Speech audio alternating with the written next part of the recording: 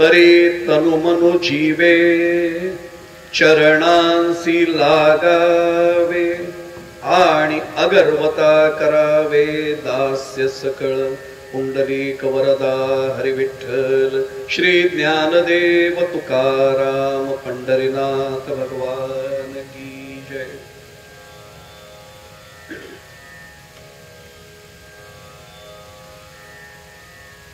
कर्जत तालुक्याचं पारमार्थिक आध्यात्मिक वैभव असलेल्या दरवर्षीप्रमाणे यंदाचं 47वे वर्ष या अखंड हरिनाम सप्ताहाच्या निमित्तानं आयोजनात आलेली आज पहिल्याच दिवशीची सायंकालीन प्रवचन सेवा. या सेवेला उपस्थित असणाऱ्या आपल्यासारख्या समस्त देवतुल्य मायबाप श्रोत्यांचा प्रथम चरण स्पर्श करतो. कृतीने शक्य नसलं तरी मनाने भावनेने आपल्या सर्वांच्या चरणी साष्टांग प्रणिपात करतो. प्रत्यक्ष पांडुरंग परमात्म्याला आणि माऊली तुकोबराय आदी करून समस्त संतांना प्रार्थना करतो की आजची सेवा त्यांनी त्यांच्या चरणी रुजू करून घ्यावी.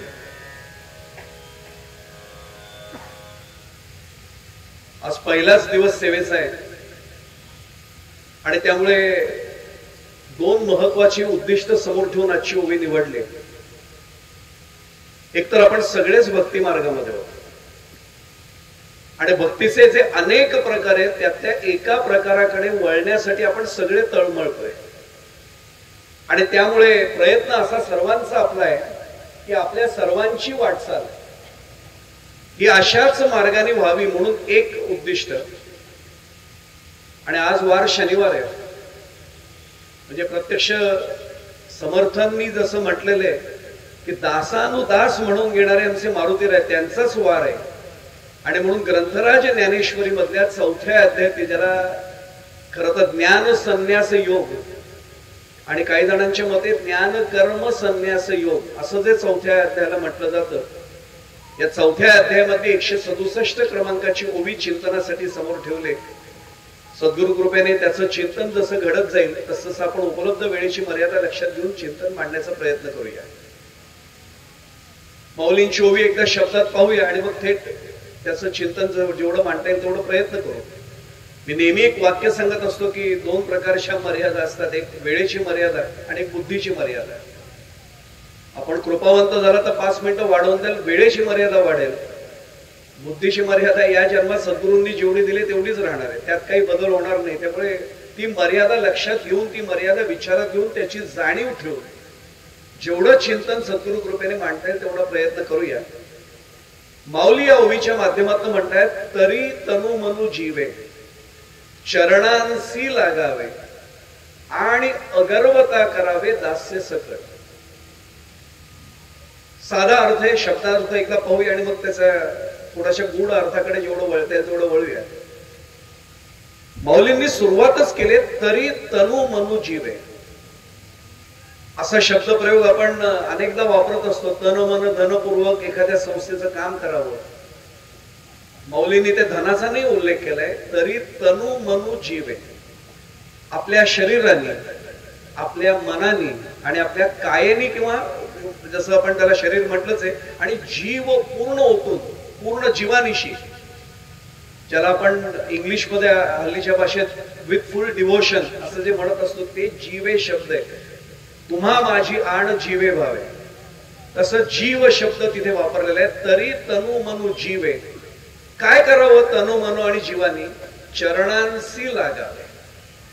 आणि मग काय करावं माऊली पुढचं सांगतायत आपल्याला वर्तन की पुढचं आचरण असं असावं की आणि अगर्वता करावे दास्य सकळ. अगर्वता करावे, कुठलाही गर्व कुठलाही अभिमान कुठलाही दंभ कुठलाही अहंकार मनात न ठेवता सद्गुरूंच्या चरणाशी लागावं आणि त्यांची सेवा करावी.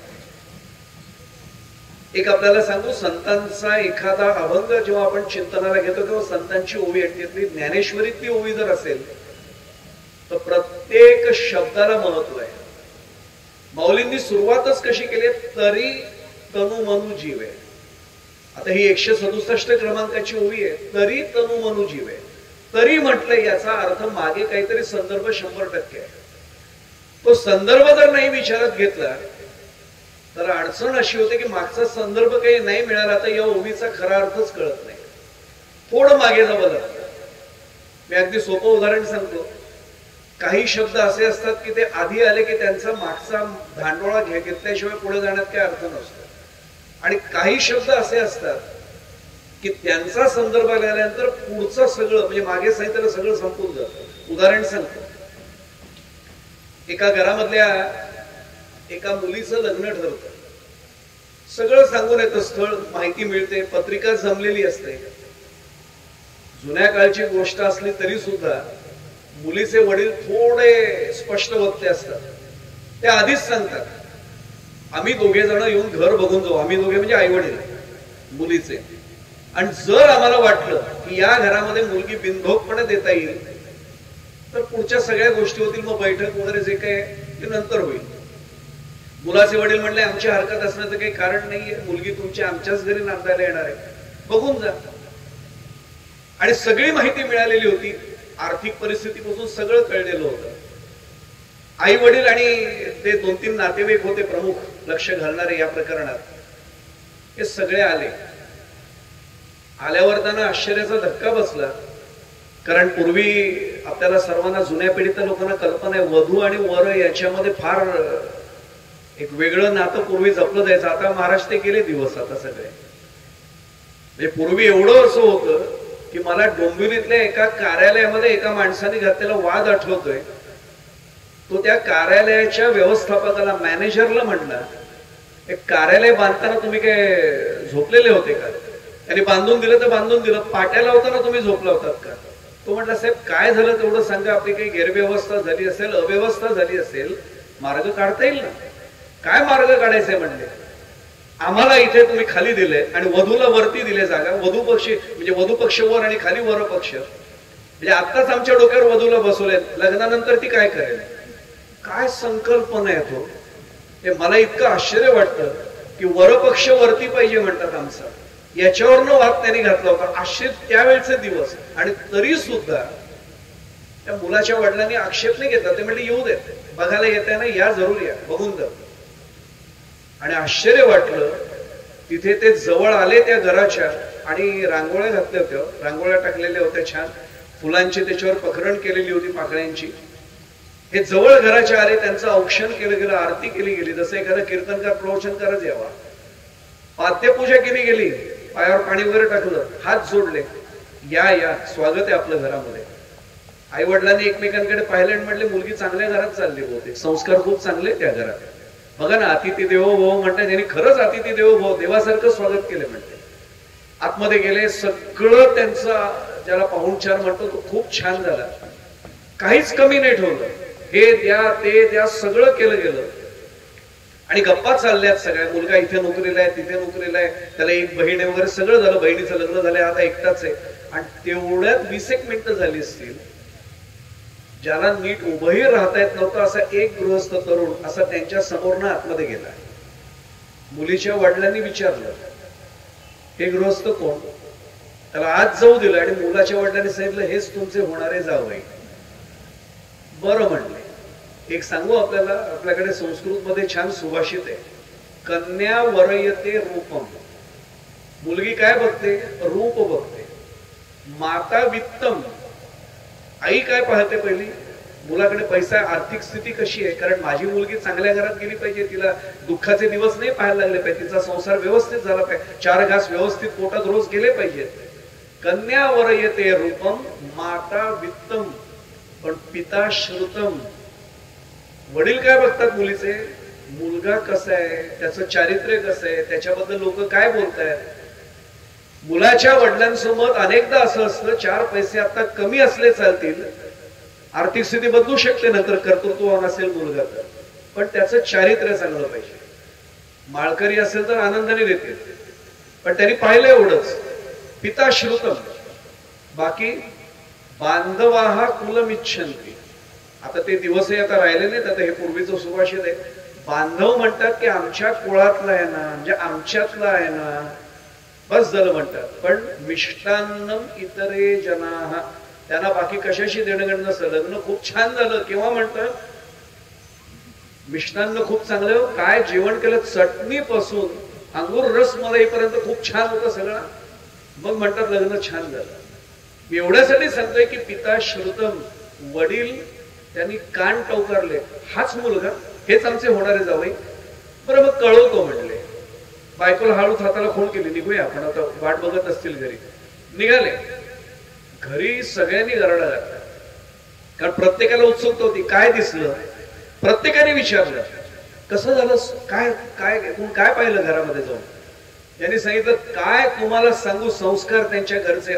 रांगोळी घातलेली होती सगळीकडे आमच्या मार्गावर, पाकळ्या सगळ्या फुलांच्या पसरलेल्या होत्या. आमची आरती करून आमचं स्वागत केलं, पाद्यपूजा केली आम्ही मुलीचे आई वडील असून. जेवायला काय कमी पडेल असं आमचं खाण्यापिण्याचे आमच्या सगळ्यांचा पाहुणचार झाला. सगळं सांगितलं आणि मग म्हणले पण हे पण आलं की पहिलं सगळं पुसलं गेलं, काय उपयोग आहे पुढचा सगळं. आता तसंच जसं पण म्हटल्यावर पहिलं पुसलं गेलं, तसं तरी म्हटलं की पहिलं सुरू झालं. किंवा म्हणून शब्द जेव्हा येतो तेव्हा मागचं सगळं सुरू होतं. 501 क्रमांकाची ओवी ज्ञानेश्वरीतल्या 9व्या अध्यायात ते काढून पहा.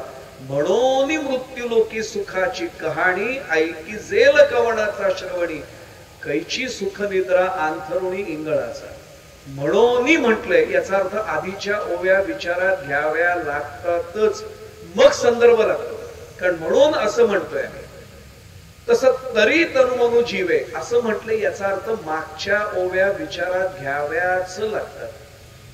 मागच्या ओव्यांमध्ये काय दिले म्हणताना थोडा संदर्भ घ्यावा लागतो की माऊलींचं हे भाष्य भगवद्गीतेतल्या नेमक्या कोणत्या श्लोकावर आलंय. कारण माऊलींनी केलेलं भाष्य फक्त एक ज्ञानेश्वरीचा सप्ताहाचा आजचा पहिला दिवस आहे म्हणून सांगतो. अनेकांना वाटतं की ज्ञानेश्वरी हे फक्त भगवद्गीतेचं भाषांतर आहे. चूक. हे भगवद्गीतेवरचं भाष्य हे खरं आहे, पण ते भगवद्गीतेचं शब्दशः केलेलं भाषांतर नाहीये. प्रत्यक्ष भगवान गोपाल कृष्णच ज्ञानेश्वर माऊलींच्या रूपाने पुन्हा जन्माला आले होते ना, पुन्हा अवतार त्यांनीच घेतला होता ना. दोघांची तिथी पहा ना, वद्य अष्टमीच दोघांची तिथी, तोच महिना, तीच तिथी. आणि कशासाठी आले होते, संस्कृत मधली भगवद्गीता नाही कळत म्हणून प्राकृतामधनं सोपी करून सांगण्यासाठी ते आले होते. पण केवळ भगवद्गीतेचं भाषांतर म्हणजे ज्ञानेश्वरी नाही. मुळात त्याला ज्ञानेश्वरी नाव माऊलींनी दिलेलंच नाहीये. माऊलींनी त्याला भावार्थ दीपिका पण म्हटलेलं नाहीये. ज्ञानेश्वरी नाव आमच्या जनाबाईंनी दिलेलं आहे. आणि वाचावी ज्ञानेश्वरी डोळा पहावी पंढरी, ज्ञान होय मोडा अति मूर्ख त्या दगडा, हे जनाबाईंचा अभंग आपल्या सर्वांना माहिती आहे, पाठातला अभंग आहे. आणि नामा म्हणे ग्रंथ श्रेष्ठ ज्ञानदेवी एक तरी ओवी अनुभवावी. म्हणजे ज्ञानदेवी किंवा ज्ञानेश्वरी नावं माऊलींनी नाही दिलेली. त्यातल्या त्यात माऊलींनी कुठलं नाव दिलंय असं शोधायचाच प्रयत्न केला तर 18व्या अध्यायामध्ये जिथून आपलं पसायदान सुरू होतं, आता विश्वात्मके देवे येणे वाक्यातले, त्याच्या आधीची ओवी काढून पहा. किंबहुना तुमचे केले धर्म कीर्तन हे सिद्धीस नेले, येथ माझेची उरले पायिकपण. म्हणजे फार फार तर माऊलींनी त्याला धर्म कीर्तन असं म्हटलंय. माझा मुद्दा असा आहे की माऊलींनी हे फक्त भाषांतर नाही केलेलं, भगवद्गीतेचा आधार घेऊन भगवान गोपाल कृष्ण जे माऊलींच्या रूपाने पुन्हा अवतीर्ण झाले या जगामध्ये, त्यांनी भगवद्गीतेच्या आधारे आम्हाला ज्ञानयोग, कर्मयोग, भक्तियोग, सांख्ययोग सगळे योग एकत्र करणारं भाष्य ज्ञानेश्वरीच्या माध्यमातून आमच्या समोर ठेवलंय.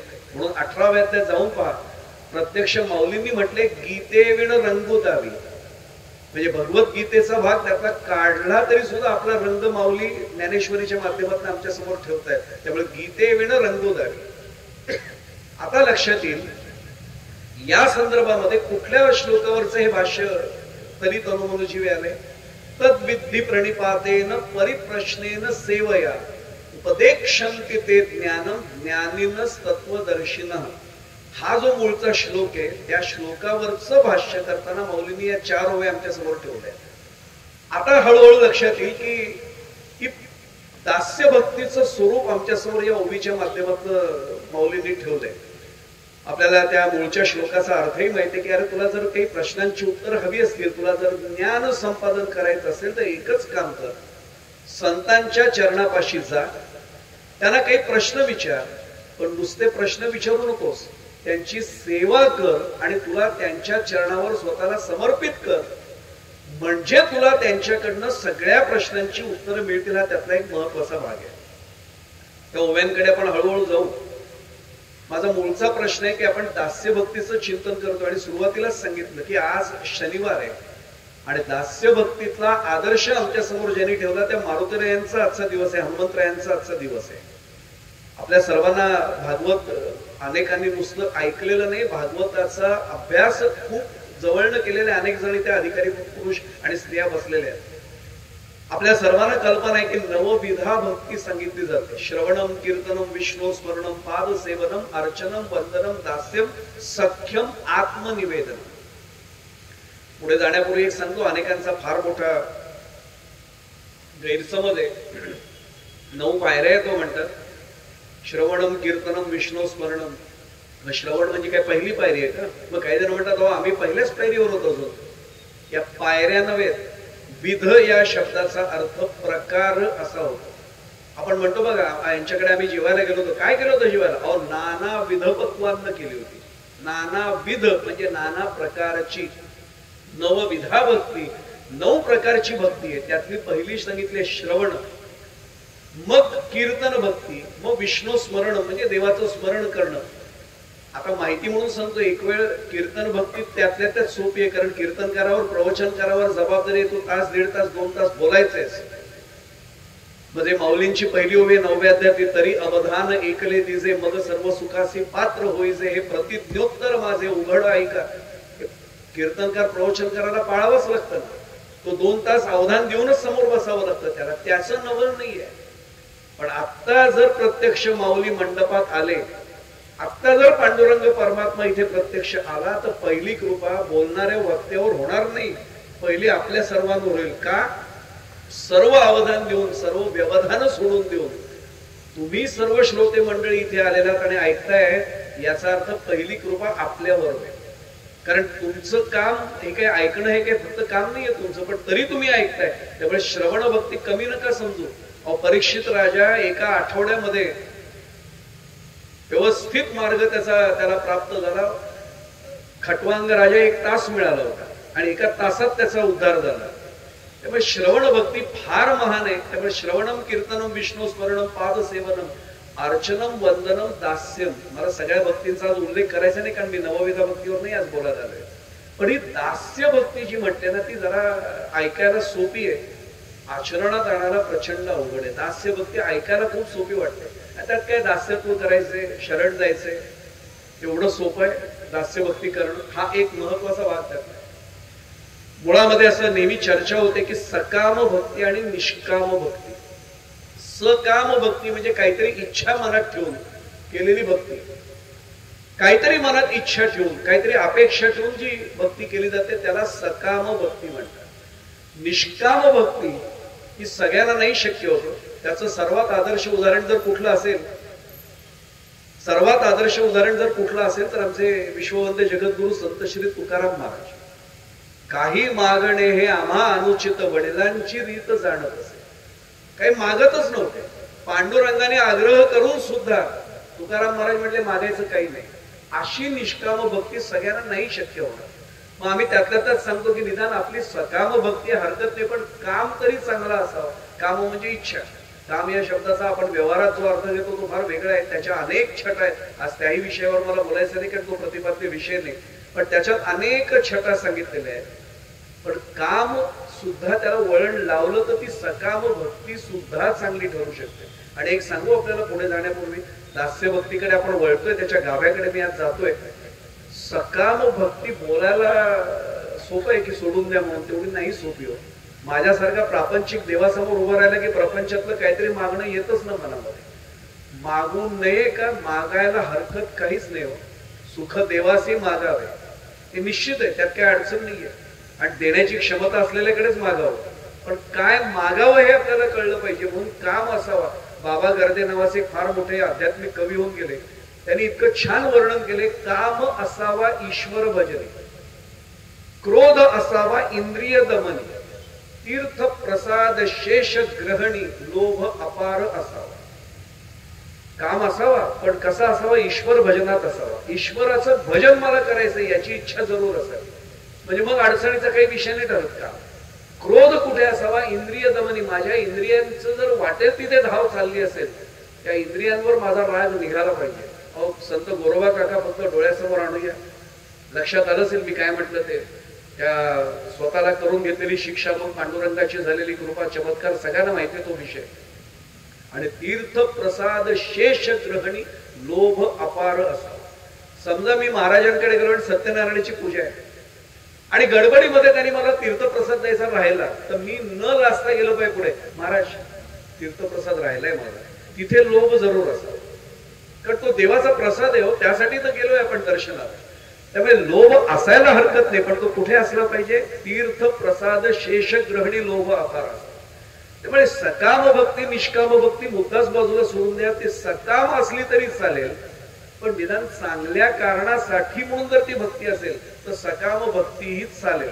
म्हणून एक महत्वाचा तो भाग आहे. सर्वसामान्य जीवानं सगळ्या अपेक्षा सोडून देऊन आपल्या सद्गुरूंची किंवा आपल्या आराध्य दैवताची तन मन जीवपूर्वक सेवा करणं आणि ती आजीवन करणं, याला खऱ्या अर्थाने दास्यभक्ती म्हणतात आहे. आता दास्यभक्ती करायची, आपण त्याच्या गाभ्यात शिरायला सुरुवात केली म्हणून सांगतो. मुळात दास्यभक्ती ही शरीराने करावीच लागते, त्यात काही शंका असण्याचं कारण नाही. म्हणजे माझे सद्गुरू असतील, मी त्यांचे पाय चेपेन, मी त्यांना काही वस्तू आणून देईन, त्यांची जी जी कामं असतील ती मी करेन. आणि याचाही आदर्श उदाहरण नाथ महाराजांच्या वाड्यामध्ये भगवान गोपाल कृष्ण श्रीखंड्या बनून जेव्हा आला, कावडीने पाणीही भरलं, नाथांचे कपडेही त्यांनी धुतले. अहो सहाणेवर खोड उगाळून चंदन उगाळून दिलं ना त्याने. आणि मला तर काही वेळा गंमत वाटते, ते खोड सहाण जड आहे त्याच्यातही तोच आहे, तो उगाळणारा तो स्वतः तोच आहे, आणि ज्याला चंदन नाथ महाराज लावणार होते तोही तोच आहे ना. काय अद्वैत असेल, फक्त विचार करूया आपण. आता लक्षात येईल की इथपासून आपली चिंतनाला सुरुवात आपण केली की आपल्या आराध्य दैवताच्या किंवा आपल्या सद्गुरूंच्या चरणांची सेवा ही करत राहणं. मी अगर्वता करावे दास्य सकळ याच्यावर आता येणार नाही, नंतरच्या टप्प्यात आपण येऊ ते. पण तरी तनुमनु जीवे याचा अर्थ आपल्याला लक्षात यायला सुरुवात होईल की तनपूर्वक मनपूर्वक आणि आतपासून जीवापासून करायची म्हणून नाही, आतून आली पाहिजे.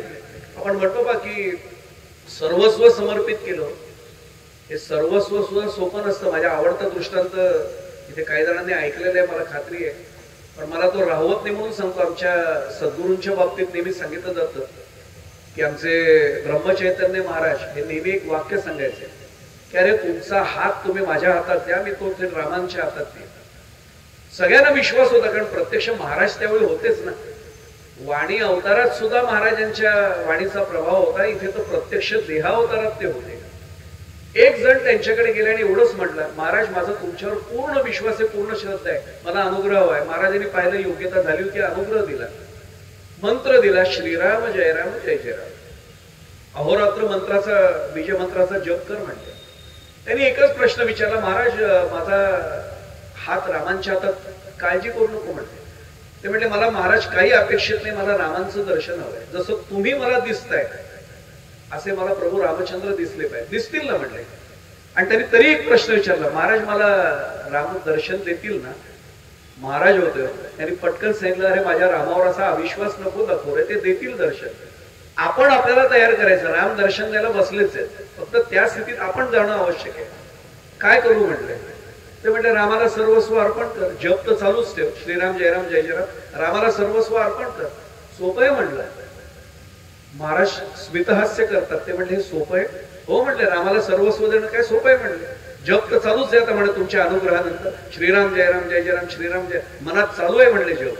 महाराज म्हटले माझा विश्वास आहे, तुझा जप चालू आहे, बरोबर आहे, पण लक्षात ठेव, ज्या क्षणाला तुझं सर्वस्व अर्पण करशील त्या क्षणाला रामराय तुझ्या समोर सगुण रूपात उभे राहतील. महाराज म्हणले मला फक्त 7 दिवस द्या. महाराज हसले तरी सुद्धा, ते म्हटले 7 दिवसात सर्वस्व देणार? 7 दिवस द्या म्हटले. महाराज म्हटले 15 दिवस घे. नाही महाराज 7 दिवस शिकार झाले म्हणतात. आजचं गोंदवलं डोळ्यासमोर आणू नका, आज गोंदवलं खूप व्यापक स्वरूपात आपल्याला दिसतं. महाराज असताना यंदाच 111वा पुण्यतिथी उत्सव झाला महाराजांचा, त्यावेळची गोंदवल्याची परिस्थिती कशी असेल डोळ्यासमोर परिसर आणूया आपण. आणि गंमत अशी झाली की तो गेला आतमध्ये, 7 दिवसांनी आला. महाराजांनी तिकडनं त्याला येताना पाहिलं, फाटकातनच आतमध्ये जो आला तो लेंगा होता, असा चुरगळलेला सदरा होता, एक शबनमची पिशवी अडकवलेली होती आणि हा आला आतमध्ये. तर येताना हळूहळू हळूहळू चालत होता. महाराजांनी ओळखलं. अहो, सद्गुरूंना ओळखायला काय वेळ लागतो का? मी एक वाक्य सांगू, इथे शिक्षण क्षेत्रातले अनेक जण बसलेले आहेत, म्हणजे प्रत्यक्ष शिक्षक म्हणून सेवानिवृत्त झालेले अनेक जण आहेत किंवा मुख्याध्यापक पदावरनं सेवानिवृत्त झालेले अनेक जण आहेत आणि शिक्षण क्षेत्रात कार्यरत असलेले सुद्धा आमच्याकडे पदाधिकारी अनेक बसलेले आहेत. त्यांना लक्षात येईल एक वाक्य आहे शिक्षण क्षेत्रात, गतीवरून प्रगती कळते.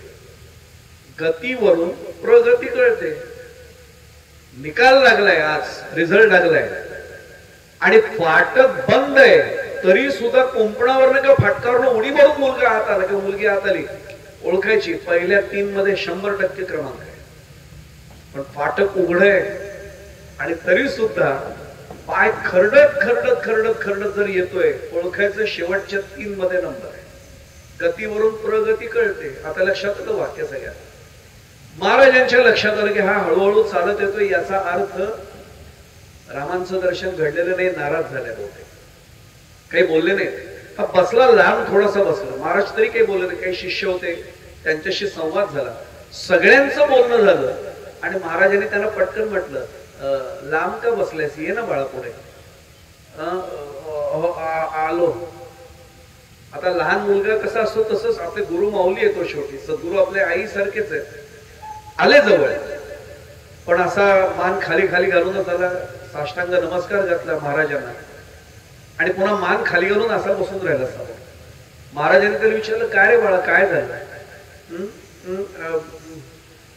काही नाही म्हटलं.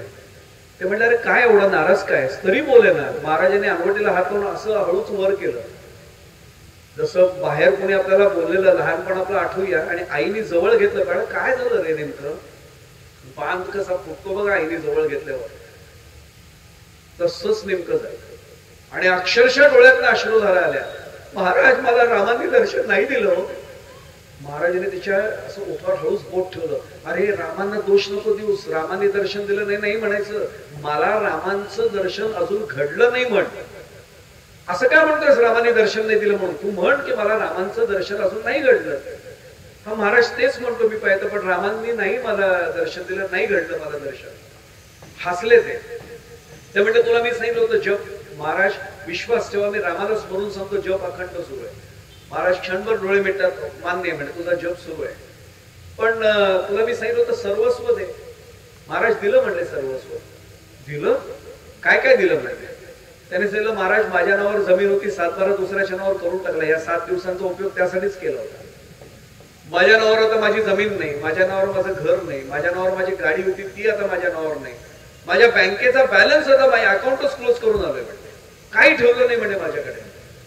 आता अंगावर तुमच्या समोर जे वस्त्र दिसत आहेत, ती वस्त्र ही शबनमची पिशवी, त्याच्या आतमध्ये एक फिरकीचा गडू होता. असं आपल्याला माहिती, पूर्वीच्या काळी तांब्या नसायचा पण फिरकीचा गडू, असे वॉटर बॅग म्हणून त्या प्लास्टिकच्या बाटल्या नव्हत्या, पितळीच असायचा तो गडू पाण्याचा. आणि केवळ घाम आला तर पुसता यावं एवढं नॅपकिन सारखं एक फडकं म्हणा, काही म्हणा. महाराज एवढं सोडलं तर माझ्याकडे आता माझं काही नाही, सगळं दिलं म्हणजे. आता महाराजांचं पुढचं आपण दास्यभक्तीकडे वळतोय म्हणून सांगतो. महाराजांनी सांगितलं, अरे दिलं म्हणतो आपण खरं, पण काही वेळा राहतं बरं का. त्याने असं डोळे मिटले, नाही महाराज काही नाही राहिलं. ते म्हटले, अरे फुलपात्रामध्ये आपण पाणी घेतलं आणि ते फुलपात्र उपडं केलं, आपल्याला वाटतं पाणी सगळं सांडलं. डोकवून बघ म्हणे, त्याच्यात पाण्याचे काही थेंब आत चिकटलेले राहतात. तसं बघ मनाच्या भांड्यामध्ये आत काय राहिले का? काय वाक्य होय. आपल्याला वाटतं दिलं म्हणून, आतमध्ये खरंच काहीतरी असतं ना, हे माझं आहे. अहो मी देवाला एखादा हार दिला ना तरी माझ्या मनात राहतं, मी दिलाय बरं का, आपण दिलंय. मुकुट घातला देवाला तरी आपण सांगतो आपण दिलंय, हे राहतच ना मागे. मी काय म्हणतो आपल्या लक्षात आलं असेल. महाराज म्हणले, बघ पाण्याच्या थेंबासारखं काही चिकटलंय का? डोळे मिटतो आणि आता डोळ्यात पाणी येतं. तो महाराज नाही हो, खरंच नाही, काहीच नाही राहिलं म्हणजे, सगळं दिलं. आता पुढचं वाक्य आहे का, म्हणजे तरी तनु मनु जीवेचा अर्थ अगदी सोपा होईल.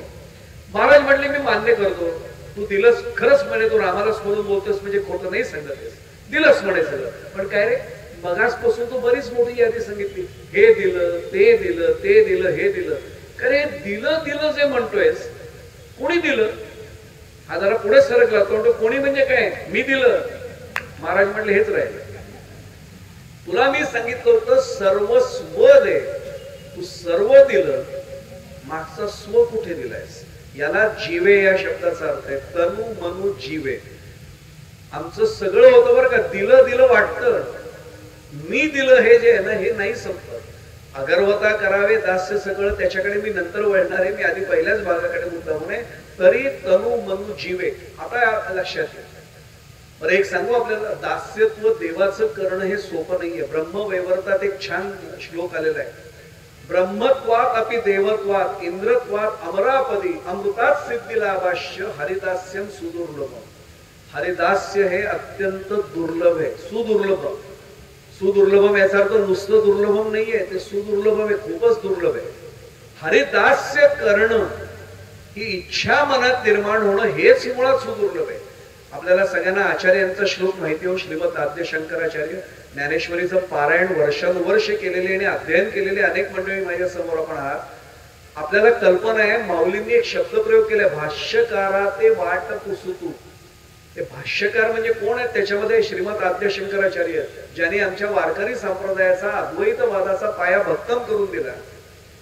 ब्रह्म सत्य जगत मिथ्या सिद्धांत ज्यांनी आमचा पक्का बैठकीच्या आधारावर मांडून दिला, असे आमचे श्रीमद आद्याचार्य शंकराचार्य म्हणजेच आचार्य यांनी देखील 3 गोष्टी दुर्लभ सांगितल्या. सुदैवाने आपल्याला काही गोष्टी मिळाल्या, पण त्याचा उपयोग करायचा असेल तर मग आताचे ओवी आपल्याला तरी तनुमनु जीवे चरणांचे लागावे आणि अगर्वता करावे दास्य सकळ, पुढचा भाग. कुठल्या 3 गोष्टी दुर्लभ आहेत?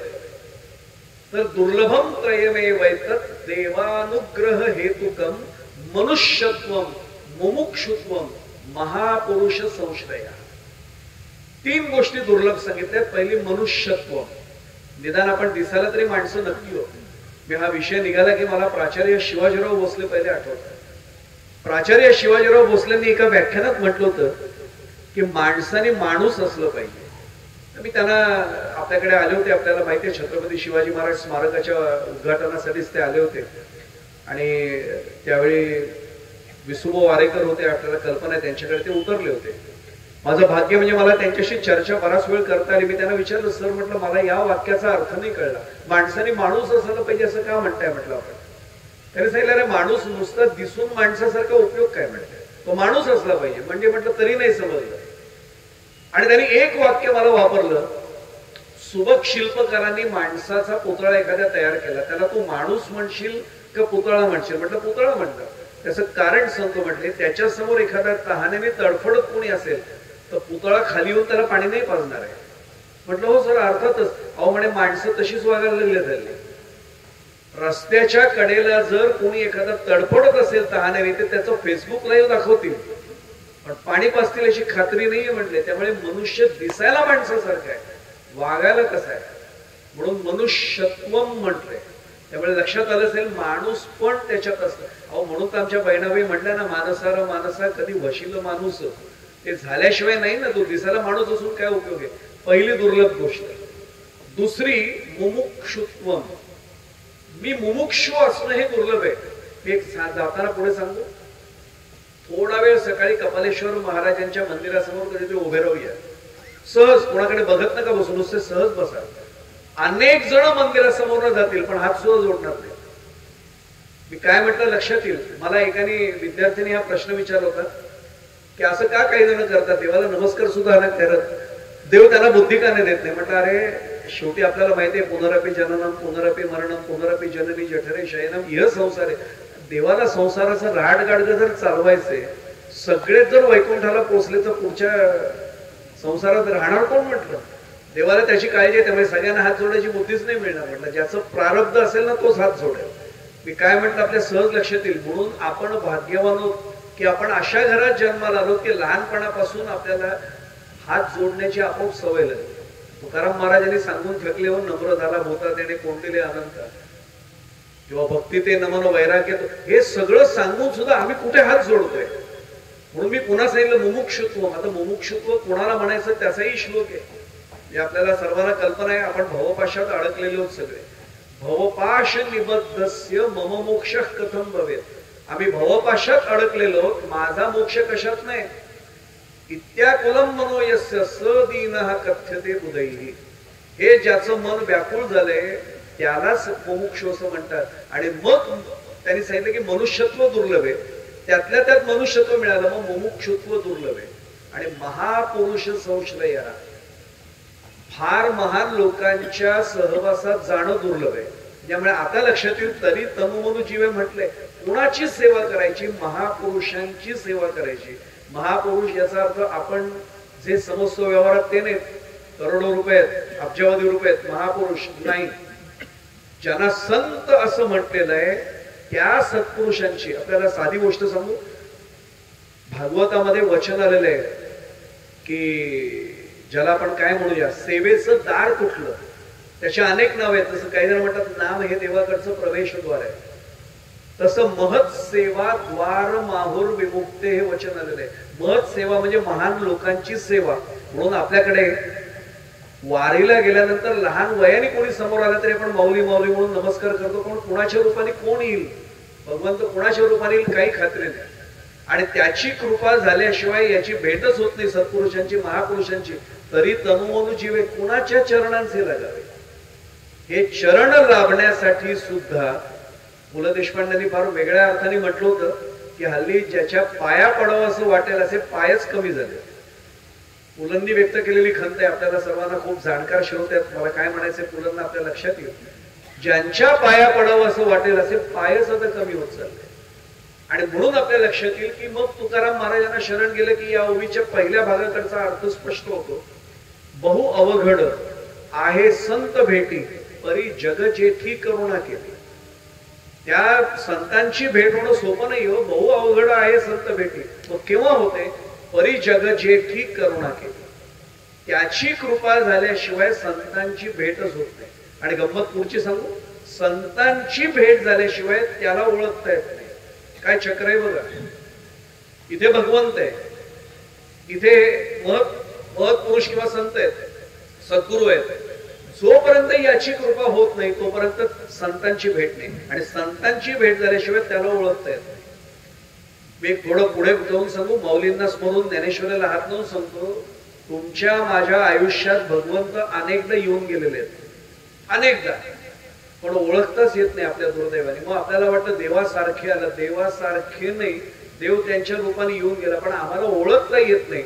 याचं कारण सद्गुरूंची कृपा होईपर्यंत ओळखताच येत नाही. म्हणून तर गुरु गोविंद दोऊ खडे काकेला गोपाय आपल्याला सर्वांना दोहा माहिती आहे कबीरांचा.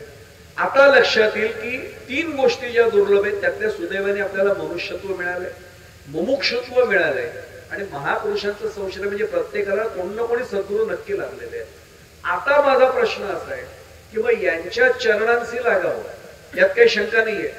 तरी तनुमनु जीवे चरणांशी लागावे आणि अगर्वता करावे दास्य सगळं. अगर्वता हे सर्वात महत्वाचं आहे. खरं सांगू, त्याला हल्लीच्या भाषेत अंडरलाईन करू, अधोरेखित करायला पाहिजे. दास्यत्व आम्ही करतो अनेकदा, पण अगर्वता करावे दास्य सगळं. त्याचंही पुन्हा पुन्हा सांगतो, चिंतन नंतर करूया.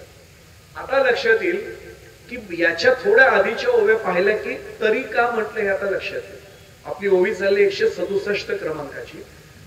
ती ओवी मूळची आधी सांगतो आणि मग मागच्या ओव्यांकडे जाऊया. तरी तनुमनु जीवे चरणांशी लागावे आणि अगर्वता करावे दास्य सगळं. कशावरचं भाष्य मगाशी सांगितलं, तत्विद्धी प्रणिपातेन परिप्रश्नेन सेवया उपदेक्षन्ते ते ज्ञानम ज्ञानेनच तत्वदर्शना, याच्यावरचं भाष्य. आणि मग त्याच्या आधी गेल्यानंतर लक्षात येतं, तै ज्ञान पैगा बरवे जरी मनी आखी आणावे तरी संता या भजावे सर्वस्वेसी. जर त्यांच्या चरणाशी मी जर अनन्य भावाने गेलो तर मला ज्ञान मिळणार यात काही शंका नाही. म्हणून आपण म्हटलं की या अध्यायाचं नावच मुळात ज्ञान कर्म संन्यास योग म्हटलंय, किंवा मामांनी त्यांना, मामासाहेब दांडेकरांनी त्याला ज्ञान संन्यास योग म्हटले. आणि आपल्याला माहिती आहे मामासाहेबांची ज्ञानेश्वरी जरी वाचले त्यातली प्रस्तावना वाचल्यावर सुद्धा आपल्याला आपली तृप्तता खूप वेगळी होते. मामांनी खूप छान त्याचं विश्लेषण केलेलं आहे. मग हे ज्ञान मिळवायचं असेल तर सद्गुरूंच्या चरणाशी संतांच्या चरणाशी जा म्हटलंय. जे ज्ञानाचा कुरुठा तेथ सेवा हा दारवंटा, तो स्वाधीन करी सुभटा ओळख. कुरुठा याचा अर्थ घर, ते ज्ञानाचं घर आहे प्रत्यक्ष, आणि त्यांची सेवा आहे त्याचं दार आहे. त्या दारामध्ये उभा राहा, म्हणजे त्यांची सेवा कर, म्हणजे मग तुला सगळं ज्ञान तिथे मिळेल. आणि सेवा करून त्यांच्या स्वाधीन स्वतःला कर, हा त्यातला एक महत्वाचा भाग आहे. मग आपली ही जी उभी आहे चिंतनाची, तरी तनु मनु जीवे चरणांशी लागावे आणि अगर्वता करावे दास्य सकळ, हा त्यातला भाग आहे. आणि हे झाल्यानंतर काय होईल तेवढं सांगतो, मग दृष्टांत एक एक द्यायला सुरुवात करतो. मग अपेक्षित जे आपुले तेही सांगते पुसिले, जेणे अंतःकरण बोधले संकल्पा नये. मग मनामध्ये संकल्प विकल्प येणारच नाही. मन पुन्हा कधी, ज्याला तुकाराम महाराजांनी म्हटले, येणे सोसे मन झाले हाव बरी, परत माघारी येत नाही, हा भाग आपल्याला सहज होऊ शकेल. आता एक एक दृष्टांत घेत आपण चिंतनाला पुढच्या वाटचाल करूया. माझा साधा प्रश्न आहे, तरी तनुमनु जीवे चरणांचे लागावे म्हटलंय. माझा प्रश्न असा आहे, म्हणजे नेमकं काय करावं? एक साधा भाग आहे. 12व्या अध्यायाचा आधार घेऊन मी दृष्टांत ठेवतो. 12व्या अध्यायात जाऊन बघा, सगुण भक्ती योगाचं विश्लेषण आहे. तैसे सर्वेंद्रियांसहित मज माझी सुनिचित्त, जे रात्री दिवस न म्हणत उपासित.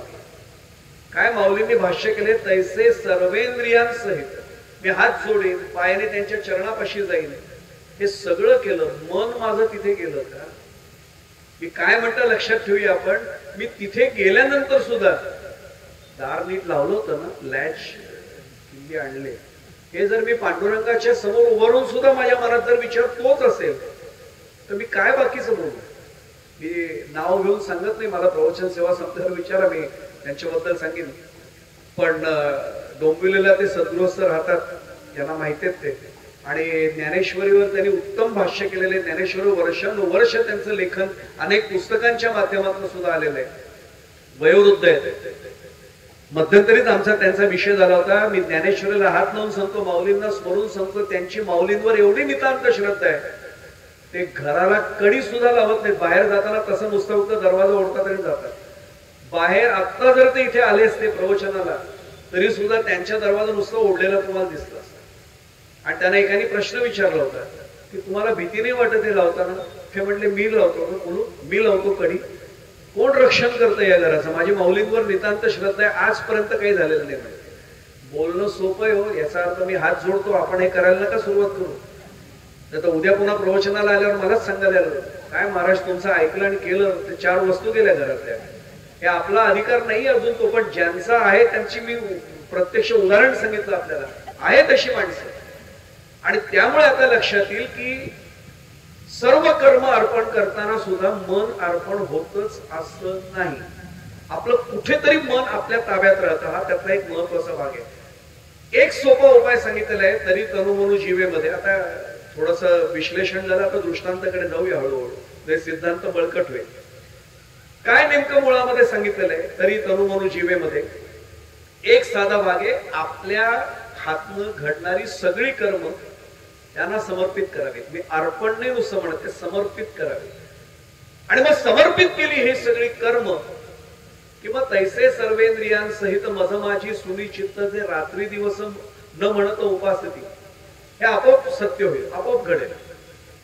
आता फक्त प्रश्न असा आहे, सर्व कर्म त्यांना अर्पण करताना आमच्या मनात पहिला प्रश्न येतो, चांगली कर्म अर्पण करायची का वाईट कर्म अर्पण करायची? माझा प्रश्न लक्षात घ्या, साधा मुद्दा आहे. चांगली कर्म अर्पण करायची का वाईट कर्म? कुणी ठरवायचं? चांगली कर्म आणि वाईट कर्म ठरवायची कुणी? एक सांगू आपल्याला, फक्त हेतू आपण चांगला ठेवावा आणि कर्म करावं, मग ते चांगलं आहे का वाईट आहे हे आपण नाही ठरवू शकत. मी उदाहरण देतो, दृष्टांत देतो. एक लहानसं गाव होतं, माळकरी एक गृहस्थ होता. ज्ञानेश्वरी फक्त नियमितपणाने, भले 2 ओवे वाचेल, 1 ओवी वाचेल, 4 ओवे वाचेल, ज्ञानेश्वरीच्या संपर्कात कायम राहायचा. त्याला जर सांगितलं ज्ञानेश्वरीवर काही बोलतो म्हणायचं, मला बोलता नाही येत, पण मी ज्ञानेश्वरी वाचतो. पण एवढा श्रद्ध होता, एवढा श्रद्धावान होता की रोज देवळाला नमस्कार त्या गावातल्या करायचा, कामावर जायचा, कामावर नेताना पण ते चपला बाजूला ठेवायच्या, नमस्कार करायचं. जुनं देऊळ आपल्या विठ्ठल मंदिर दहिवलीचे ते डोळ्यासमोर, तिथे पार आहेत बघा बाजूला, असं ते गावातलं देऊळ, त्याला पार होते बाजूला. रोज त्याचा हा दिनक्रम ठरलेला. कामावर जाताना नमस्कार करायचं, कामावर जायचं, दर्शन घेऊन येताना कोणाचं दर्शन घेऊन घरी यायचं. एक दिवशी संध्याकाळी हा परत आला. नेहमीच्या सवयीप्रमाणे त्याने पादत्राण बाजूला काढली, चपला बाजूला काढल्या, भगवंताला नमन केलं, वंदन केलं, नमस्कार केल्यावर लक्षात आलं प्रार्थना वगैरे काय त्याची नेहमीची असायची ती म्हटली. आणि सहज चपला घालता घालता लक्ष गेलं बाजूच्या पारावर एक संन्यासी बाबा बसले होते. भगवी वस्त्र होती, सात्विकता होती. आणि एक सांगू, सात्विकता ही सांगावी नाही लागत, ती चेहऱ्यावर आपोआप दिसते. जर साधना असेल तर सात्विकता आपोआप येतात. पाटील नाही लावायला लागत मी सात्विक आहे बरं का, पाटील लावायला लागली याचा अर्थ ओळखायचं सात्विक नाही दांभिक आहे. लगेच लक्ष गेलं, अरे सात्विकता आहे चेहऱ्यावर. तो गेला आणि नमस्कार केला त्याने. बरं साधा बोळा होता बिचारा. महाराज नमस्कार स्वीकारा माझा, महाराज नमस्कार स्वीकारा. याचं लक्षच नव्हतं. समाधी अवस्थेत असे पाय खाली सोडले होते पारावर, असा बसला होता सहज अवस्थेत आणि ध्यान लागलेलं होतं. समाधी अवस्था होती, लक्षच नव्हतं. त्याने 3-4 हाका मारल्यावर लक्षात आलं महाराजांचं लक्ष नाहीये. काही बोलला नाही, असा हात जोडल्याने घरी निघाला. घरात आले तरी विचार तोच बरं का त्याच्या की अरे संन्यासी बाबा बसलेत, मी नमस्कार केला पण माझ्याशी बोलले नाहीत ते. आतमध्ये गेला. पत्नीने सवयीप्रमाणे आपल्याला जे पूर्वीचे कर्तव्य आहेत माहिती घेत, कामावर आलं की अर्धा कप चहा समोर ठेवला जायचा. त्याच्या समोर सुद्धा चहा आला. त्यांनी बायकोला एकच प्रश्न विचारला, स्वयंपाकाची तयारी कितपत झाली? झाले म्हणले. आता लगेच वाढू का? नाही मला नाही भूक लागली, मी नेहमीची वेळेला बसेन.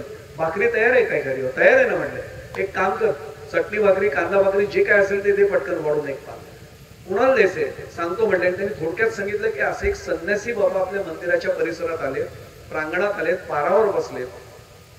माझी इच्छा आहे की त्यांना भाकरी नेऊन देऊही म्हणाले. केव्हापासून बसलेत माहित नाही, कुठल्या गावामध्ये माहित नाही.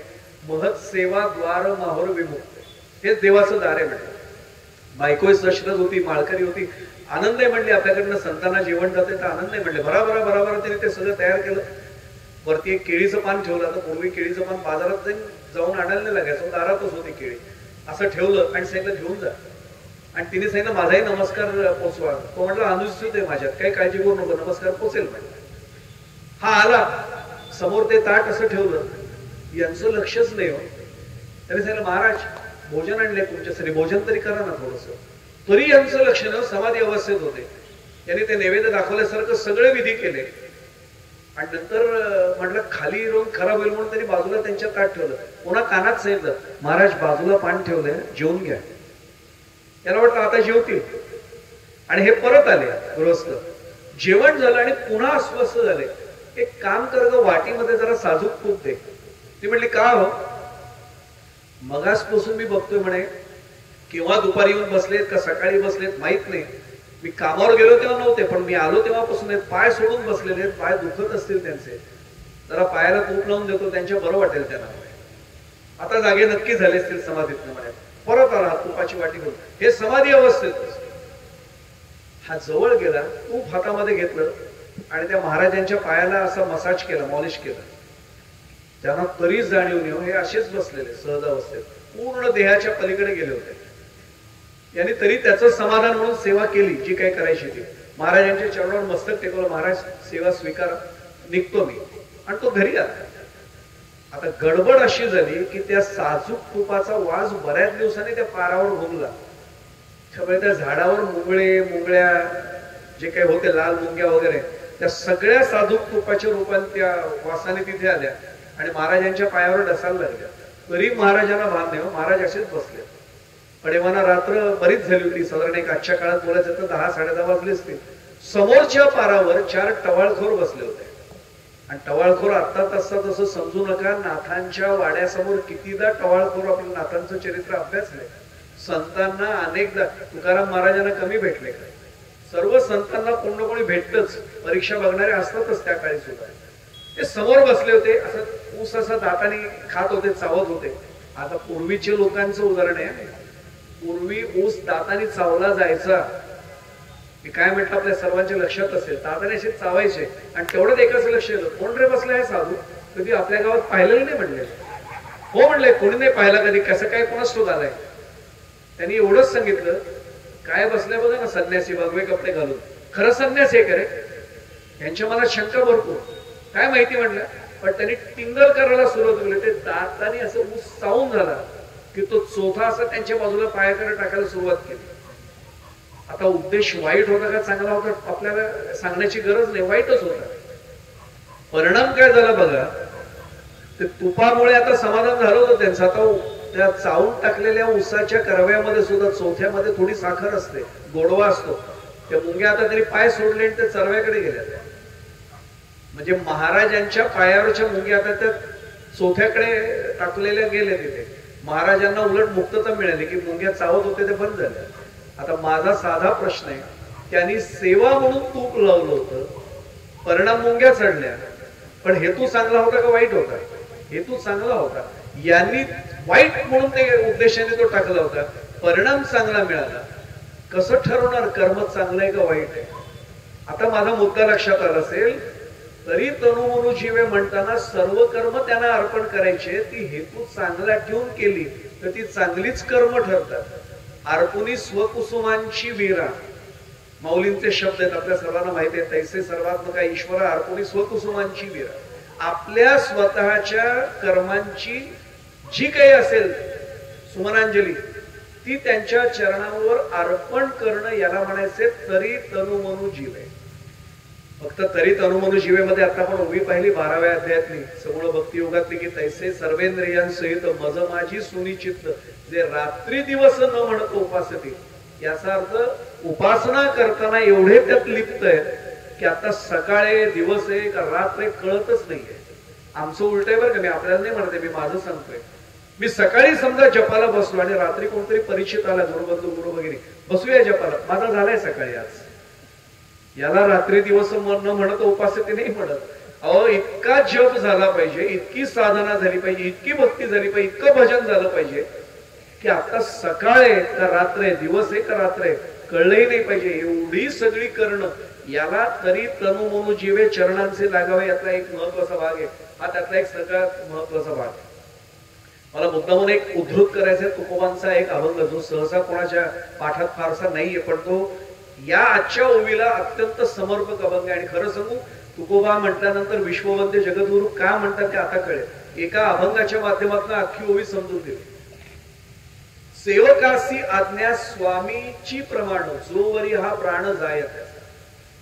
एकदा आपल्या स्वामींनी आज्ञा केल्यानंतर ती आज्ञा इतकी प्रमाण माना की त्यात माझा जीव गेला तरी चालेल. अविचारेण तत्कार्यम असं संस्कृत सुभाषित आहे. माझ्या सद्गुरूंनी मला आज्ञा केल्यानंतर मी विचार नाही करत बसायचा. एक सांगू पुढे जाण्यापूर्वी असतो विषय नाही, मी शिरत नाही त्याच्यात. सद्गुरू आपल्या जीवनात येण्यापूर्वी 10 वेळा विचार करा, मान्य, पण एकदा अनुग्रह घेतल्यानंतर आता अधिकार नाही आपल्याला की ते कसे आहेत, ते चांगले आहेत का वाईट, कोण ठरवणार? आपण मुळात आपण गुरु केले हे म्हणणंच मूर्खपण आहे. त्यांनी आपल्याला शिष्य केलं हा त्यातला भाव आहे. आपण कोण गुरु करणार आहोत? त्यांनी आपल्याला शिष्यत्व बहाल केलं हा त्यातला महत्वाचा भाग आहे. हा कधी विसरून नाही चालत आपल्याला. मग आपल्याला लक्षात येतं की जे रात्री दिवस न म्हणत उपासती, याचा अर्थ जोवरी प्राण जाय त्याचा. तुकोबा म्हणले तसं जोपर्यंत प्राण आहेत तोपर्यंत त्यांची आज्ञा सेवकासी प्रमाण असली पाहिजे. आणिकांचा धाक न धरावा मनी, निरोपा वचनी ढळो नये. बाकी कोण काय मला म्हणतायत मी नाही विचार करणार, माझ्या स्वामींनी मला काय सांगितलं तेच मी विचारत घेईन. मी पुढे जाण्यापूर्वी सांगू, त्यांच्या लक्षात येईल स्वामींच्या चरणाशी अनेक जण अक्कलकोटला पोहोचले होते. सगळेजण ते अधिकाराला नाही का पोहोचले, कृपेला का नाही पात्र ठरले? दासगणू महाराजांनी लिहिलेली गजानन विजय ग्रंथ पोथी सुद्धा अनेकांच्या घरामध्ये अनेकदा पारायण झालं असेल. एक सांगू, कल्पवृक्षाच्या तळवटी बसून मागितलेली करवंटी ही ओवी माहितीये दासगणू महाराजांची. तिथे गेल्यानंतर सुद्धा काय करावं आणि काय मागावं हे जर कळतच नसेल तर सद्गुरूंच्या भेटीचा लाभ काय झाला? मला तिथे पोहोचल्यानंतर मला हे कळलं पाहिजे, बाकीचे मला काय म्हणतात मला नाही चिंता, माझे सद्गुरू माझ्याशी काय बोलतात याच मला चिंतन असलं पाहिजे. समय सांभाळून आगळे उत्तर द्यावे भेदी वज्र तयापरी. आणि तुका म्हणे तरी म्हणवावे सेवक, खादले ते अन्न हात होय, किंवा खादले ते हात अन्न हो. आणि यालाच जोडून आणखीन एक अभंग तो उद्धृत करतो, सेवकासी आज्ञा निरोपासी काम. हे नेहमी अभंग आपल्या पाठात नाही आहेत म्हणून मुद्दामून उद्धृत करतोय. तुकोबांचाच अभंग ह्या सुद्धा. स्वामीचे ते धर्म स्वामी जाणे, मनाची मुळे राहावे बैसोनी, आकर्षावे गुण पायापाशी. आता तरी तनु मनु जीवे चरणांचे लागावे याचा अर्थ काय की तिथे एकदा बसल्यानंतर बाकी सगळे विचार माझे बंद झाले पाहिजेत. फक्त माझ्या सद्गुरूंची आज्ञा मला काय आहे तेवढं ऐकलं की काम झालं.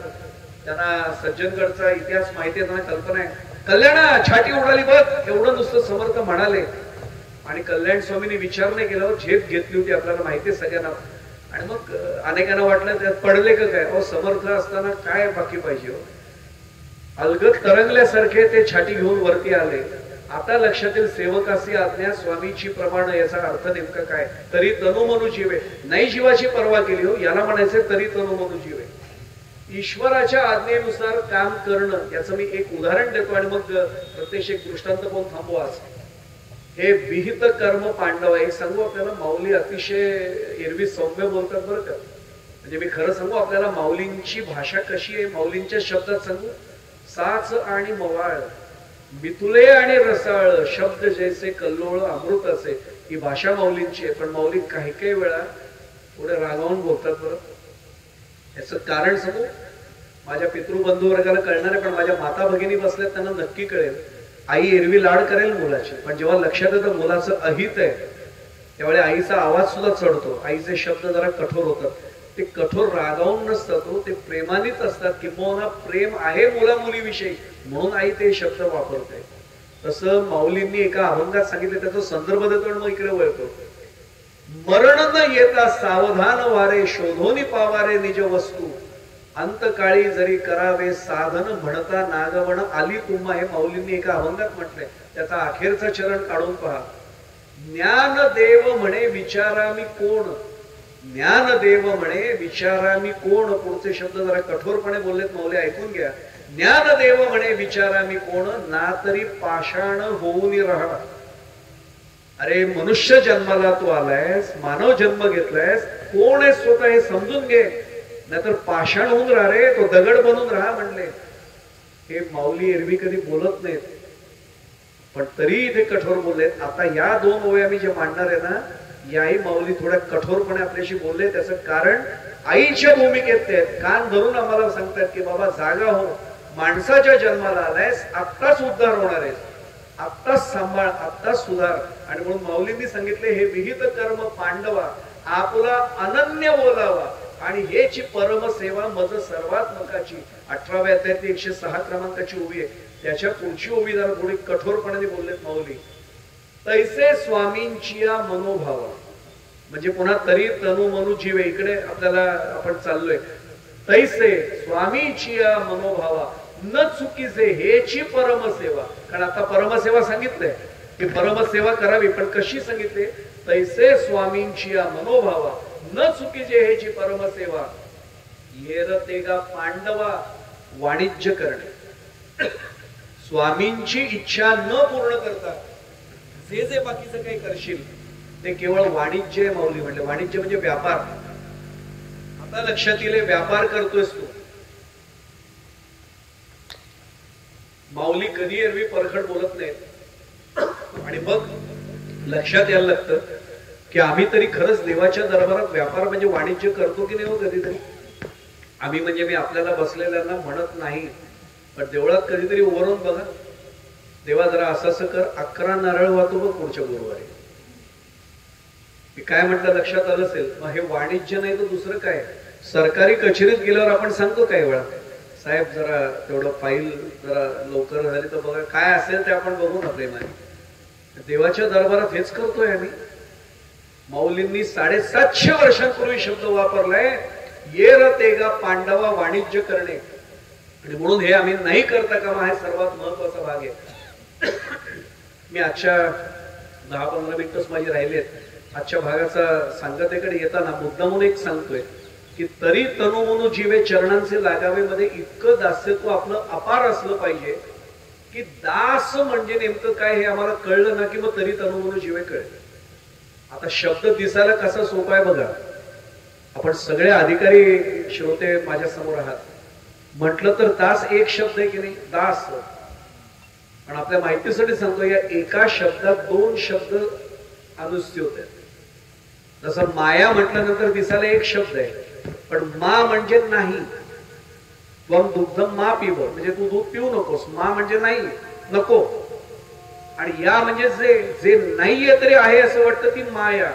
दोन शब्द एकात आले आणि माया एक शब्द दिसतोय. तसं दास शब्द दिसायला एक आहे, पण त्या दास एका शब्दात दोन शब्द आहेत. एवढं जरी आज आपल्याला आजच्या सेवेच्या सांगतेच्या पर्यंत कळलं, डोक्यात बसलं, तरी खूप माऊलींच्या ओवीत आपण थोडं तरी शिरलो असं वाटतं.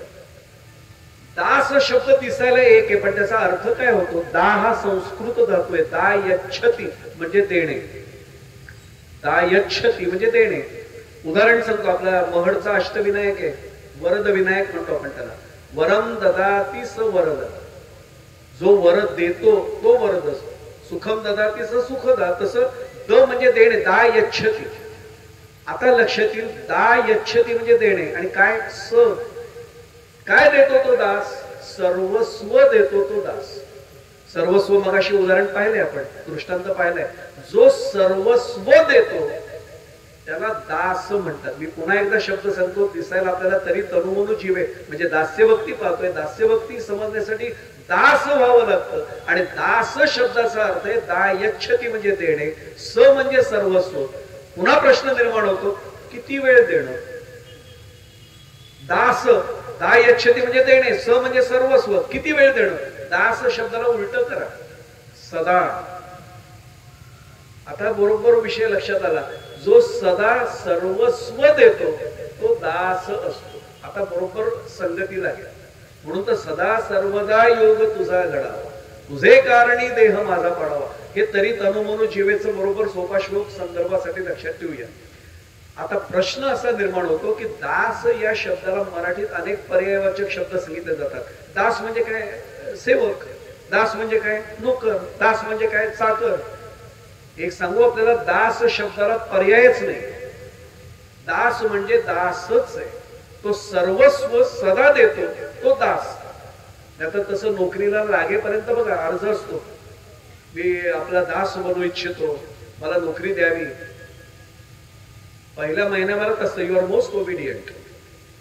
परमनंटची ऑर्डर येऊ दे, परमनंट झाल्याची, यू आर मोस्ट डिसओबिडियंट. ज्याने ज्यांनी साहेब म्हणून कुठेतरी काम केले त्याने आठवलं जर आपल्याला असे कोण कोण भेटले होते. परमनंट होईपर्यंत वेगळे असतात, आणि परमनंट झाल्यावर यू आर मोस्ट डिसओबिडियंट म्हणून कसे वागायला लागतात. त्याला दास नाही म्हणतो. दास म्हटल्यानंतर तो, मी अजून दास्यभक्तीच्या गाभ्याकडे गेलोच नाही बरं का. खरं दास्यभक्ती काय ते पण उद्या पाहू. पण मी दास शब्दाच्या वरवरच्या अर्थाकडे वळतोय. माऊलींचं उदाहरण देणार आहे आणि मी आजच्या सेवेला पूर्णविराम देणार आहे. आम्ही नेमकं काय करतो आणि माऊली नेमकं काय करतात. मला आमचे घाट बुवा उदाहरण द्यायचे, ते उदाहरण आठवलं म्हणून सांगतो. हरिभक्तीपरायण दत्तदास बुवा घाट, नरसोबावाडीचे, दुसऱ्यावाडीचे नाहीत आता, या जे वैकुंठवासी आहेत आता, ते खूप छान उदाहरण द्यायचे. अगदी सोप्यात तर सोपं उदाहरण. त्यांनी सांगितलं, कोल्हापूरला उसाचा एक मळा होता, उसाची मोठी शेती होती, प्रचंड शेती होती.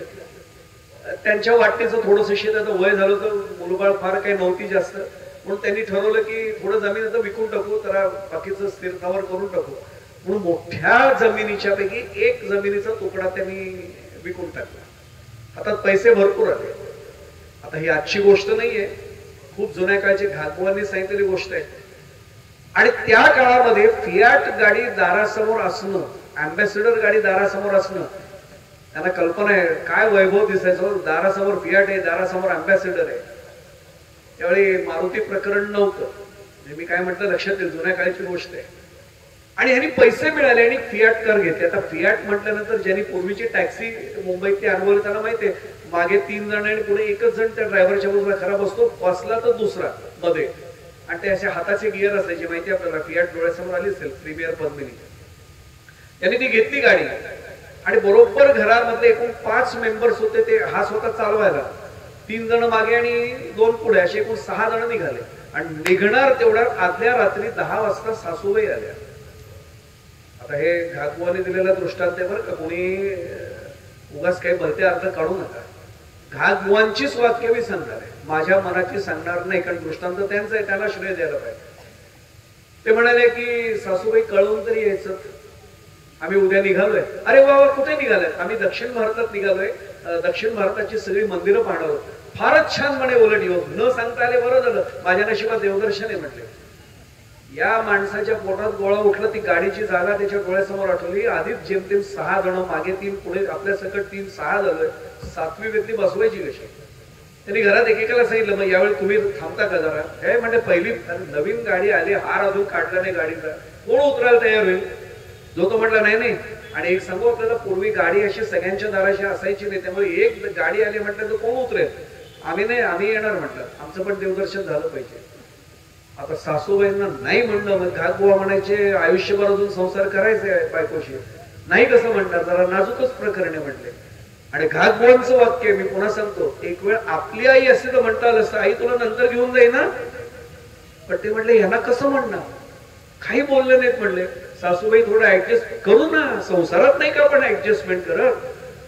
हे म्हणले अहो संसारात ऍडजस्टमेंट सोपी आहे, गाडीत बसणार कसे? तरी कोंबून कोंबून 7 जण निघाले. आणि हे म्हटले आपल्या मनाने यात्रा ठरवली होती. दक्षिण भारतात पहिलाच मुक्काम कर्नाटकात बेंगलुरू मध्ये पडला. आणि ते जेवण सासूबाईंनी पहिल्यांदाच बघितलं, ते भात एवढा गोड असा, तो ज्याने कर्नाटकातलं जेवण जेवले त्यांना कल्पना आहे सगळ्यांना, तो असा मोठा भात, त्यावरती तो सार, ते रसम म्हणतात, तो सार ते सगळं आलं. आणि त्या साराची चव तिकडची वेगळीच असते हो, ज्यांनी अनुभवले त्यांनी आता नका चव डोळ्यासमोर आणू, पण भुरके मारून मारून सगळे खातात. सासूबाईंना सार खूप आवडलं. त्यांनी जावई बापूंना विचारलं, आता जावई बापूंना जरा छाती फुगली होती, सासूबाई खुश आहेत आपल्या, सासूबाई खुश म्हणजे बायको खुश. सासूबाईंनी विचारलं, जावई बापू सार मर्यादित आहे का, म्हणजे लिमिटेड आहे का? अजिबात काळजी करू नका. तो वेटर म्हटलं नाही, एक्स्ट्राचे पैसे लागू देत ना, तुला काय करायचे, पैसे मी देणार आहे ना, मागवा, लागेल तेवढं घ्या. आता घास बुवा म्हणले सार अति झालं, परिणाम अतिसार झाला.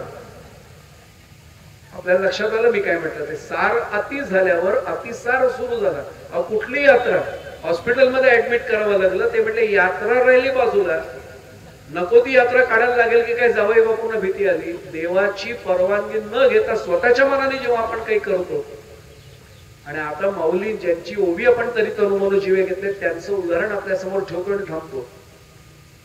भारत भ्रमणावर सगळे संत निघाले ना, प्रत्यक्ष माऊली होते, निवृत्ती दादा होते, सोपान काका होते, आमच्या मुक्ताई होत्या, गोरोबा काका होते. नामदेव महाराज आधी नाही म्हणत होते, पण आपल्याला माहितीये की पांडुरंगाची सगुण भक्ती होती. पांडुरंगाने सांगितलं अरे मीच आहे तुमच्या बरोबर. नाही पण पांडुरंगा तुम्हाला सोडून, मग आपल्याला अभंग माहितीये, देव म्हणे नाम्या पाहे ज्ञान देव मीची आहे. अरे तू ज्ञानाबरोबर चालतोस ना, म्हणजे मीच तुझ्या बरोबर चल. आणि माऊलींच्या बरोबर आमचे नामदेव महाराज निघाले. आणि नामदेव महाराजांची यात्रा पांडुरंगांच्या आशीर्वादाने हे सर्व संत निघाले. आळंदीहून आधी उलटे पंढरपूरला गेले होते, तिथून यात्रा सुरू केली, तिथेच यात्रा संपन्न झाली. आपल्या सर्वांना माहितीये माऊलींनी आपला समाधीचा विचार सुद्धा जो सांगितला पांडुरंगांना, तो ती यात्रा पूर्ण झाल्यावर सांगितला. आणि गाभाऱ्यामध्ये प्रत्यक्ष नामदेव महाराज आणि ज्ञानेश्वर माऊली हे दोघे तिथे उपस्थित होते. मी एवढ्यासाठी सांगतोय ही सगळी अनुमती घेतल्यानंतर यात्रा किती संपन्न झाली. भारतभर भक्तीचा प्रसार एकतर झाला. आणि नामदेव महाराजांची जी अभंगवाणी आहे ती नामदेव महाराज जी की बानी म्हणून आजही गुरुग्रंथ साहेबांमध्ये. आणि आपल्याला माहिती आहे गुरुबानीमध्ये ते लोक नामदेव महाराज नाही म्हणत, नुसतं नामदेवजी महाराजजी म्हणतात. मी पुढे जाण्यापूर्वी सांगतो की आणि झैलसिंग जेव्हा राष्ट्रपती होते, पंढरपूरला शासकीय महापूजेला आले होते, त्यावेळी बडव्यांची पद्धत होती. त्यांनी प्रश्न विचारला होता बडव्यांना, ये तो दर्शन हुआ पांडुरंग जी का, नामदेव जी महाराज जी का मंदिर कहाँ है? हम तो गुरुबानी में हमेशा उनकी अभंगबानी पढ़ते हैं, नामदेव जी महाराज जी का मंदिर कहाँ है? ते शेवटी बडवे पुढे आले, ते म्हटले या मंदिर नाही, नामदेव पायरी आहे, असं ते त्यांनी त्यांच्या भाषेत सांगितलं. ते आपल्याला माहिती आहे नामदेव महाराजांची काय श्रद्धा आहे की माझ्या पांडुरंगाचे जे भक्त येतील त्यांची पायधूळ मला लागावी. याला म्हणायचे तरी तनु मनु जीवे चरणांसी लागावे आणि अगर्वता करावे दास्य सकळ. आपण आता फक्त वरवरचा विचार केलाय, नेमका त्याचा तपशिलातला अर्थ काय अभिप्रेत आहे. आणि अगर्वता करावे दास्य सकळ असं माऊलींनी नेमकं या ओवीत का म्हटलंय, याचं चिंतन उद्याच्या प्रवचन सेवेत आपण करूया. 2 दिवसाच्या या प्रवचन सेवेत एका ओवीला जेवढा न्याय देता येईल तेवढा माऊलींच्या सद्गुरूंच्या कृपेने प्रयत्न करूया. मी आजची प्रवचन सेवा संपवताना माऊलींच्या चरणाशी आपला प्रतिनिधी म्हणून एक नक्की प्रार्थना करायची की माऊली, आम्हाला कदाचित या जन्मात शक्य होईल न होईल माहित नाही, पण आपली कृपा जर झाली तर आमच्याकडनं सुद्धा तन मन धनपूर्वक सोडून द्या. एक वेळ धन अर्पण करणं सोपं आहे, तन मन आणि जीव हा समर्पित करणं फार अवघड आहे. पण ही जर आपली कृपा झाली तरी निश्चित साध्य होईल. म्हणून पहिल्याच दिवशी मागणीपर अभंग आणि मागणीपर सगळं चिंतन शेवटी असतं, पण आजच पहिल्या दिवशी त्यांच्याच चरणावर आपला प्रतिनिधी म्हणून हे मागणं ठेवतो की या सप्ताहाचं फलित म्हणून आम्हाला एवढंच द्या की तुम्ही जे अपेक्षित केलेली दास्य भक्ती आहे तरी तनुमनु जीवे चरणांचे लागावे आणि अगर्वता करावे दास्य सकळ हे आमच्या जीवनात प्रत्यक्ष आध्यात्मिक जीवनात घडावं, एवढी कृपा त्यांनी करावी हे मागणं त्यांच्या चरणाशी ठेवतो. आपण सर्व देवस्वरूप मायबाप श्रोते कृतीने शक्य नसलं तरी मनाने भावनेने आपल्या सर्वांच्या चरणी साष्टांग प्रणिपात करतो. माझी एकच प्रार्थना आहे, कृपावंत व्हा आणि आशीर्वादाचे दोन्ही हात माझ्या मस्तकावर कायम ठेवा ही प्रार्थना आपल्या सर्वांच्या चरणाशी करतो. झालेली सेवा भगवंताच्या आणि संतांच्या चरणी समर्पित करतो. इथेच वाणीला पूर्ण विराम देतोय.